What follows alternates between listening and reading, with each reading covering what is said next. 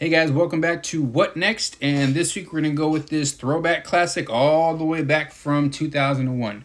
And that is A Knight's Tale. So if you guys haven't seen this movie, do yourself a favor and just go ahead and watch this. You won't be disappointed. The story's great. Cast is great. Again, not going to get too much into the storyline because that's not what we're here for. So for those of you who have seen it or it's been a minute since you've seen it, kind of like me, let's jump into it. So I saw this one pop up on Netflix, and I figured, you know what? I'm going to give this a watch. I don't think I've seen this one in probably 10 years. So I went ahead and watched it again, and it had me cracking up just like it did back probably like the first time I saw it. So watching the story, and I'm looking at it, I'm like, you know what? There's still a lot of story left to be told. A lot of meat left on the bone for this one. Why we never got a sequel, who knows? Kind of did a little bit of digging. I saw there was a story for one, but I think too much time had passed since the first one came out, and I think they just didn't want to mess with it by then. Heath Ledger was probably off doing other things. R.I.P. to Heath Ledger, so he's not around anymore, so we definitely can't get a sequel out of that with his character, unfortunately. But let's jump into to this one. So, watching it, we all remember, he beats the bad guy, he gets the girl, he becomes a knight. So I'm thinking about it. I'm thinking about the cast of characters. So thinking about William here. So William, I'm wondering what happens to him post all of this. Because now he's technically a knight, which, if you guys have seen it, I'm not sure if the king there, Prince Edward, or the prince, I'm not sure if you made up that story about him being from an ancient line of knights or not, or maybe he was just trying to, maybe just did him a solid so he can go ahead and compete. Not totally sure. Now that I saw that again, I'm like, I think he just did him a favor. But either way, so he's technically knighted now, so he's a knight. So I'm just wondering what happens to him post this. So now he's the most famous person in the area now because he's winning all. He won the world championships, and now he's super famous as him now. Like it's weird. Like he was doing the joust back then. That's the biggest thing. He's tournament champ, so everybody knows who he is. So he's kind of like one of the most famous people probably in the world at that point. So it's like, what does he do now? Like now that he's got a knighthood, does he get like a land? Does he get like himself a castle? Like what does he do? Does he keep just going and keep winning tournaments and has this legacy of just being this badass jousting opponent? Just can't be beaten, won't be beaten. Type of deal. So you got him, and then you got the girl he's with, Jocelyn, at the end. So that was another one too. It's one of these where the story doesn't get too deep into certain things, but last time we kind of hear about Jocelyn from Count Adhemar. Adhemar's the bad guy. Adhemar was in talks with Jocelyn's family because I think Jocelyn comes from a wealthy family. He was in talks to marry her, kind of like, an arranged marriage. So I'm curious, does that still go forward? Because maybe her parents want her with this guy who's in charge of an army in France and comes from a wealthy family and has technically a higher stature of just being kind of like a knight who's good at a sporting event, essentially. So I'm curious to see if they actually ended up with each other, and if they did, where does their life go from there? Because she clearly comes from a wealthy family. You can totally tell. They don't show her family a whole lot or talk much about them at all. So I'm just curious, do they go forward? Do they get married, have kids, and then he's, on his way to becoming the super famous guy, and then boom, something else comes along to jump in his way.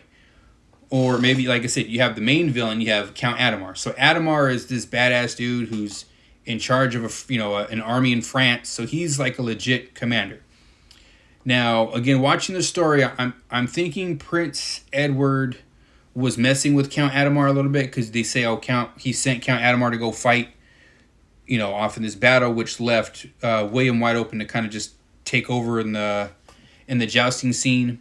And then once he was doing so much and being a bad guy, Prince Edward essentially fired him from that and sent him back. So, but essentially you could tell he comes from a wealthy family, probably powerful family. So I don't think he is going to let this one slide. So I think he plots and schemes and wants to find some way to get back at William or his people. So I think in a sequel you see him kind of lurking in the shadows and finding a way to go back at William, whether it's via the jousting scene or some other type of method to where it's messing with him, or I don't think that character was done with him at all.